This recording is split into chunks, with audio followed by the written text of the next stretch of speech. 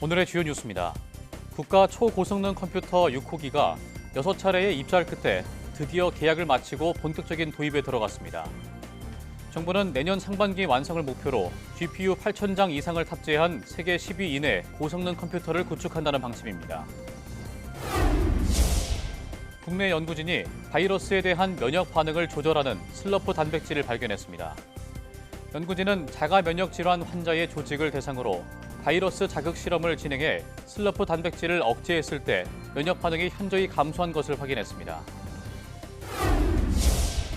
국내 연구진이 전자 섬유를 50m 길이로 끊김없이 생산할 수 있는 기술을 개발했습니다. 연구팀은 전자 섬유가 얇고 유연한 데다 기계 세탁이나 1만 번 이상의 꺾임 동작에도 전기적, 기계적 성능을 유지했다고 설명했습니다. 미국 나사의 제임스 웹 우주망원경이 포착한 목성의 오로라 이미지가 공개됐습니다. 연구진은 목성 오로라는 지구 오로라처럼 고에너지 입자가 대기의 가스 분자와 부딪힐 때 생기지만 지구 오로라보다 수백 배 이상 밝게 빛난다고 설명했습니다.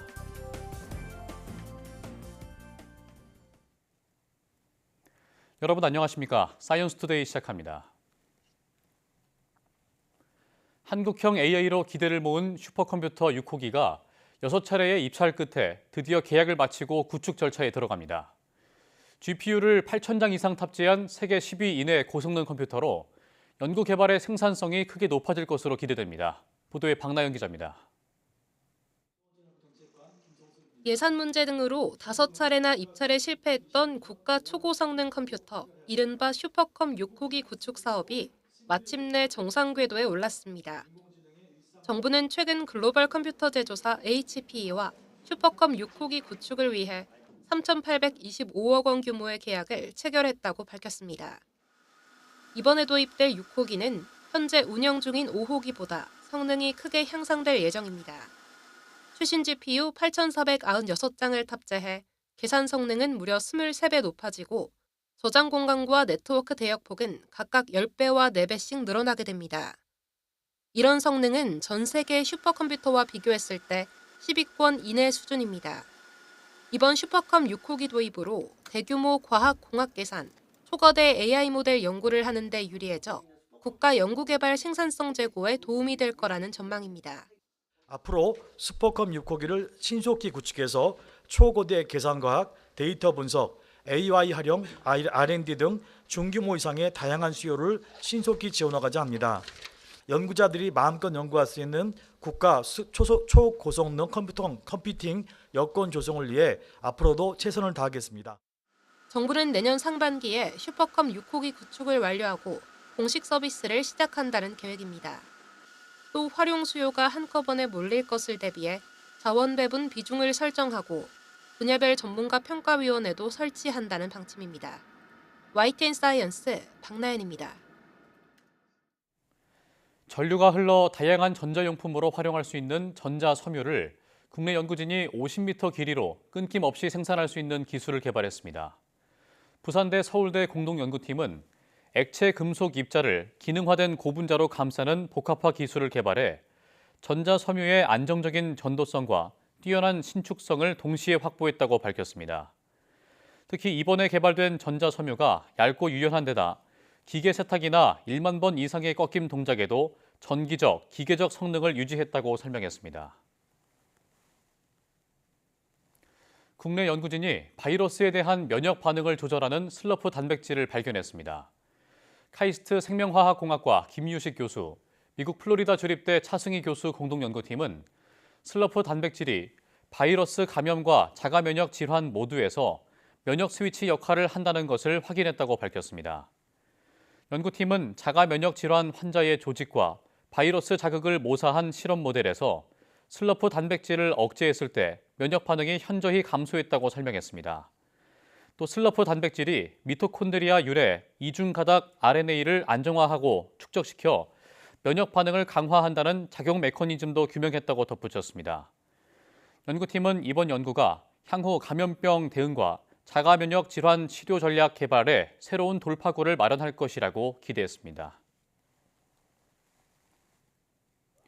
세계 항암제 시장은 300조 원 규모에 이르는데 매년 10% 이상 성장해 오는 2028년엔 550조 원에 달할 전망입니다.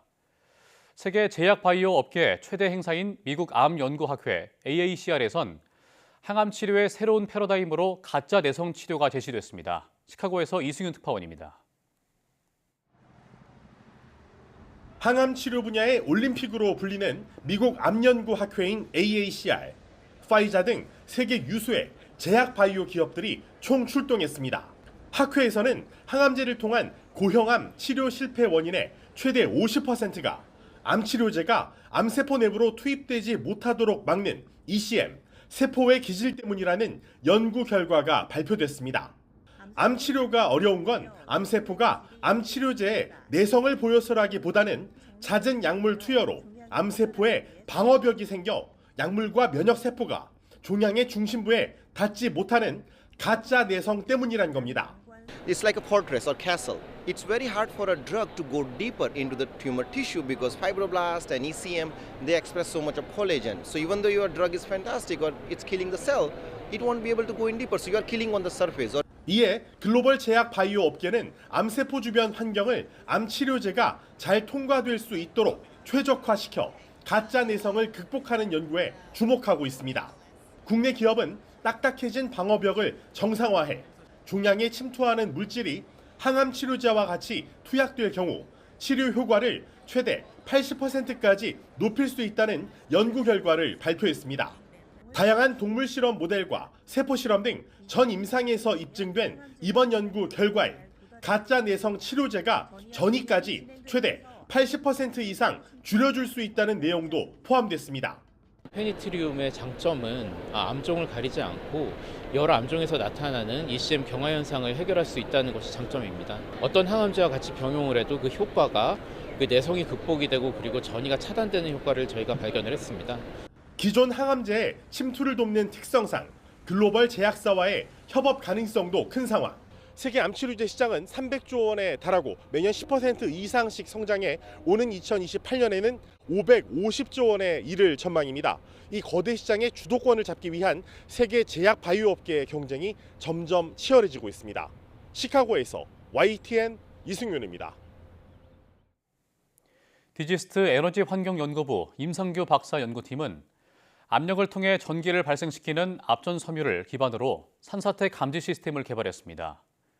연구팀은 이번에 개발한 압전 섬유가 새로운 나노 물질인 주석 티탄산염 나노로드를 소재로 외부 전원 없이도 22개의 LED를 점등할 수 있는 출력을 나타냈다고 설명했습니다.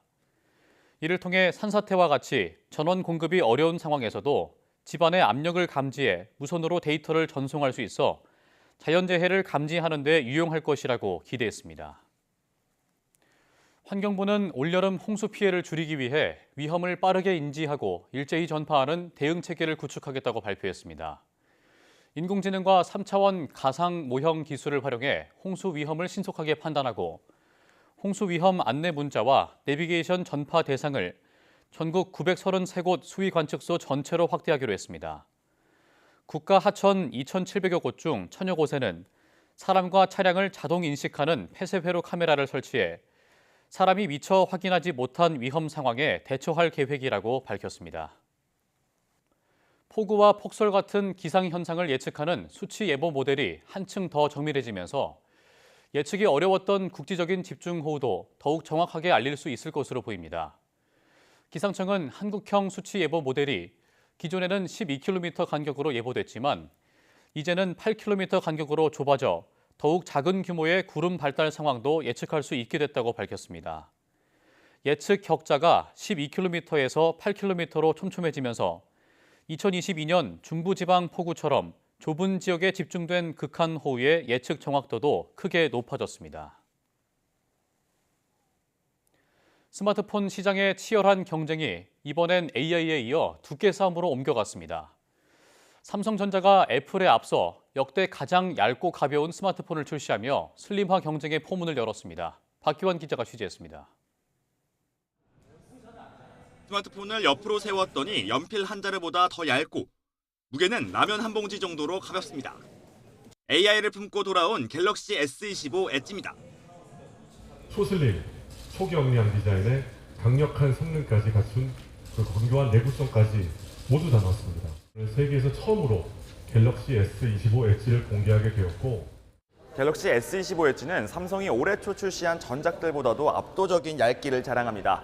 이 때문에 화면 크기나 성능 면에서 비슷한 갤럭시 S25 플러스보다도 15만 원가량 더 비싼 150만 원으로 가격이 책정됐습니다.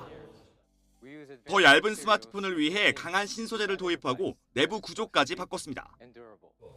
0.1mm의 디테일까지 극도의 슬림함을 추구하는 치열한 기술 한계를 넘기 위한 노력으로 지난해 AI폰 경쟁이 치열했던 스마트폰 시장. 이제는 슬림화 경쟁이 본격화될 전망입니다. 발단은 지난해 출시된 화웨이의 트리플 폴드폰. 한 번 접힌 삼성 스마트폰이 두 번 접은 화웨이보다 두껍다는 지적에 삼성은 이례적으로 Z 폴드 스페셜 에디션을 내놓으며 응수했습니다. 이번엔 하반기 출시가 예고된 애플의 슬림화 제품 아이폰 17 에어보다 한 발 앞서 더 얇아진 신제품을 선보였습니다. 스마트폰 시장 자체가 침체됐다는 평가 속에서도 소비자들의 눈길을 끌기 위한 기술 경쟁은 그 어느 때보다 치열하게 펼쳐지고 있습니다. YTN 박견입니다. 아이폰 제조업체 애플이 사람의 뇌파로 아이폰 등 자사기기를 제어할 수 있는 기술 도입을 본격화하고 있다고 월스트리트 저널이 현지 시각 13일 보도했습니다. 애플은 기기 제어 신호로 변환하는 뇌 임플란트를 개발한 뇌 컴퓨터 인터페이스 스타트업 싱크론과 협력해 손을 쓸 수 없는 장애인에게 애플 기기를 뇌파로 쉽게 사용할 수 있게 하는 기술의 초기 작업에 착수했습니다. 스마트폰은 터치를 도입하며 사용자 행위를 입력으로 활용하지만 임플란트는 이용자가 물리적 움직임 없이 뇌 신호만으로 기기를 조작할 수 있는 기술입니다.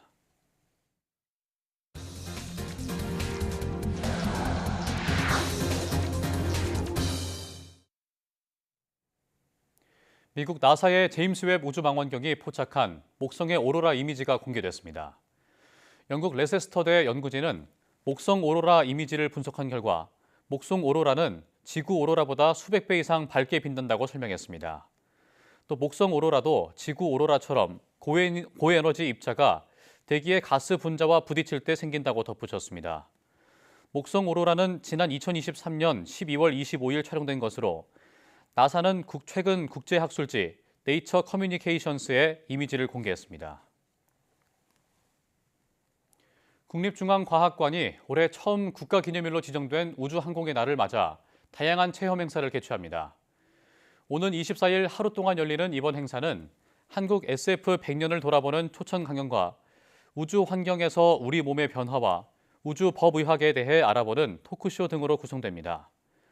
야외에는 직접 종이 항공기와 우주선, 손바닥 프로펠러 등을 만들어 날릴 수 있는 체험 공간이 마련되며 드론 관련 대회도 열릴 예정입니다. 한국재료연구원은 최철진 원장이 중국 과학원 금속연구소에서 주관하는 국제학술상인 리슌상을 수상했다고 밝혔습니다. 한국재료연구원은 최 원장이 나노 분말, 신연구 자석 제조 공정에 관한 연구를 인정받았다고 설명했습니다. 리슌상은 중국 과학원 금속연구소가 1953년 취임한 초대 소장 리슌 박사를 기리는 상으로 세계 재료과학 분야에서 권위 있는 학술상입니다. 지난달 금융권 가계대출이 5조 원 넘게 늘었습니다. 한국은행은 토지거래 허가구역이 반짝 해제됐던 여파가 본격화한 결과라며 5월에 이 영향이 가장 많이 반영될 것이라고 내다봤습니다. 이형원 기자입니다. 토지거래 허가구역 반짝 해제 여파는 예상대로 컸습니다. 지난달 전체 금융권 가계대출이 폭증한 겁니다. 무려 5조 3천억 원이나 늘었는데 직전달 오름폭과 비교하면 7배가 넘습니다. 이런 급증세를 이끈 건 은행권입니다. 3조 7천억 원에 달하는 주택담보대출을 포함해 가계대출 오름폭이 5조 원에 육박했습니다. 한국은행은 지난 2, 3월 토지거래 허가구역이 해제됐던 여파가 본격적으로 반영된 결과라고 분석했습니다. 실제로 같은 기간 서울 아파트 매매 거래량은 크게 늘었는데 시차를 두고 대출이 실행되는 만큼 5월에 이 영향이 가장 클 것으로 내다봤습니다. 4월 금융권 가계대출 증가 규모가 5조 원대로 상당폭 확대된 것은 2, 3월 중에 늘어난 주택거래의 영향, 이는 지난 4월 금통위 당시 예상했던 수준이며 당분간 이러한 가계대출 증가 흐름이 이어질 것으로 예상됩니다.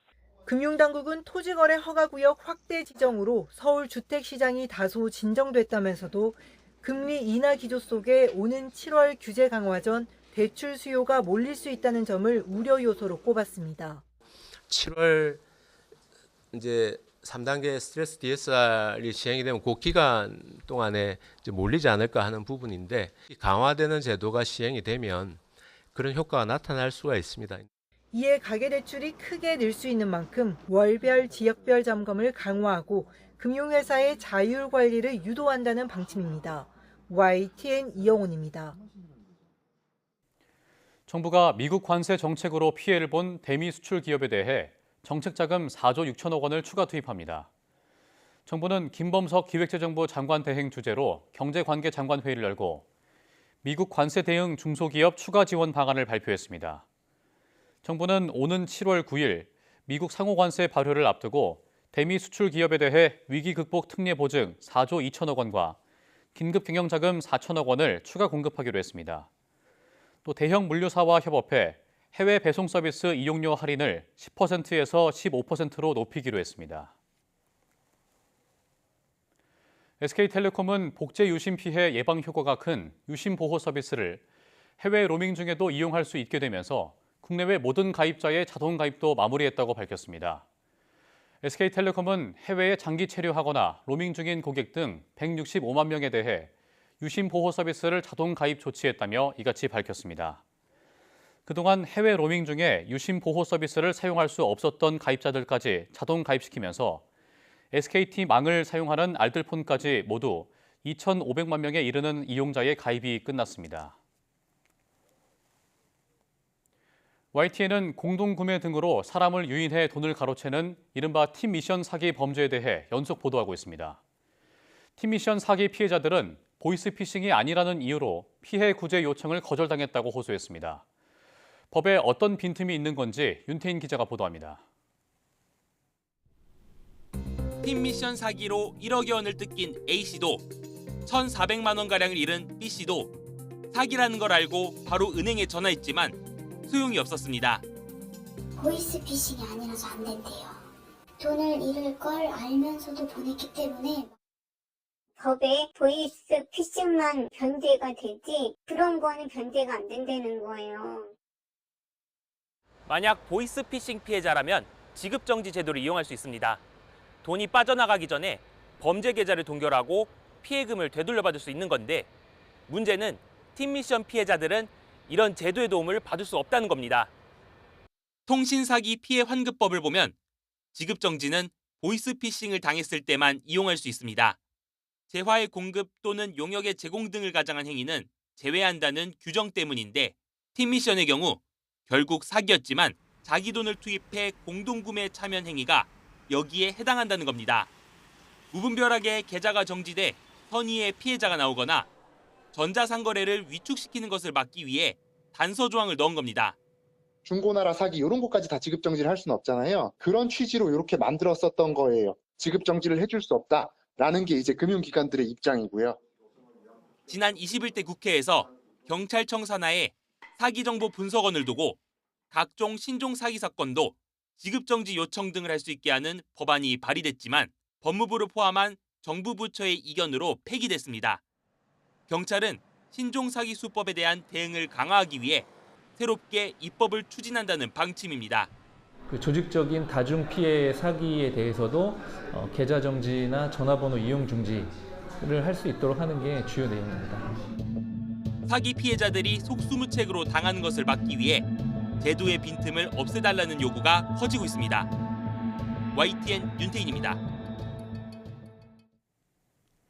서희초 사건 발생 이후 교사들을 보호하기 위한 대책이 연이어 나왔지만 지난해 교권 침해로 인한 교권보호위원회가 4,200여 차례나 열린 것으로 나타났습니다. 교원단체는 통계에 잡히지 않는 사례들도 많다며 법과 제도 개선을 서둘러야 한다고 촉구했습니다. 백준규 기자가 보도합니다. 지난 2023년 한 해 동안 교직 경력 10년 미만의 교사 500여 명이 퇴직한 것으로 나타났습니다. 젊은 교사들의 이탈은 낮은 처우와 교사에 대한 사회적 인식 저하 등 다양한 이유가 있지만 가장 큰 원인은 교권 침해입니다. 서희초 교사 사망 사건 발생 이후 교원의 정당한 생활지도 보호와 교육활동 방해 행위 대응 강화 등 다양한 대책이 쏟아졌는데 학교 현장에서 교권 침해 사례가 크게 줄지는 않았습니다. 지난해 교권보호위원회 개최 건수는 4,234건으로 1년 전보다는 감소했지만 여전히 최근 5년 상황을 보면 증가세가 이어지고 있습니다. 학교별로 보면 중학교에서 가장 많았는데 주목할 만한 점은 유치원은 1년 전보다 5배 가까이, 초등학교는 1.2배 교권보호위 개최 건수가 늘었다는 점입니다. 저학년 교사들의 악성 민원 부담이 커지고 있는 겁니다. 교권 침해 유형은 학생이 침해 주체인 경우에는 정당한 생활 지도에 불응해 교육 활동을 방해한 사례가, 학부모에 의한 침해의 경우에는 교육 활동에 대한 반복적 부당 간섭이 가장 많았습니다. 우유 급식 때 아이에게 따뜻한 우유를 제공해달라든지 성적이나 학교 생활기록부를 고쳐달라는 위법 사항을 요구하는 학부모도 있었던 것으로 나타났습니다. 교원단체는 통계에 잡히지 않는 교권 침해 사례가 몇 배에 달할 것이라며 개정된 교권보호 5법이 여전히 교사를 보호하기에 한계가 있어 법과 제도 개선을 서둘러야 한다고 강조했습니다. 교육부는 실태조사 결과를 토대로 현장에서 교육활동 보호 정책을 체감할 수 있도록 시도교육청과 함께 보완해 나갈 계획입니다. YTN 백종규입니다. 서희초 사건 발생 이후 교사들의 교직 만족도가 개선됐지만 여전히 낮은 수준으로 나타났습니다.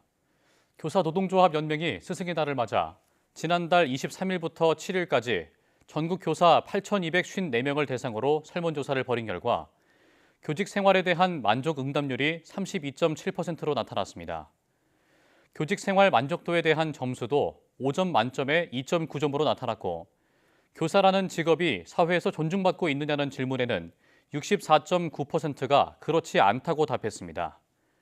교사의 절반 이상은 최근 1년 동안 이직이나 사직을 고민했다고 답했고 이를 고민한 이유로는 교권 침해나 과도한 민원을 1순위로 꼽았습니다. 일찍 찾아온 더위에 온열질환 감시 체계가 지난해보다 닷새 일찍 운영됩니다. 질병관리청은 여름철 온열질환 발생의 정보 공유와 국민 건강 피해를 최소화하기 위해 온열질환 응급실 감시 체계를 15일부터 9월 20일까지 운영한다고 밝혔습니다.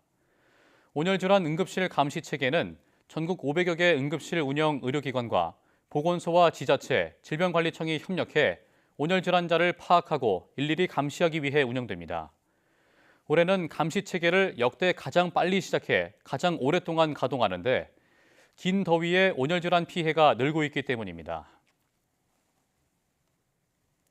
환경부가 전기차 등에서 사용한 폐배터리에서 황산니켈 같은 유가금속을 추출해 대생원료로 사용하는 배터리 재활용 활성화 방안을 추진합니다. 국제 환경 규제에 대응하고 재생원료 신뢰성을 높이기 위해 인증제도를 만들고 제조 수입하는 배터리를 대상으로 재생원료 사용 목표제도 도입할 계획입니다. 또 2027년부터 이 같은 제도가 시행되도록 관계 부처와 함께 사용 후 배터리 산업 육성 등을 위한 법률 제정을 추진하기로 했습니다. 다만 배터리 재생원료 사용 목표제 등은 권고사항으로 시작하고 시장이 활성화하면 의무화를 검토할 방침입니다.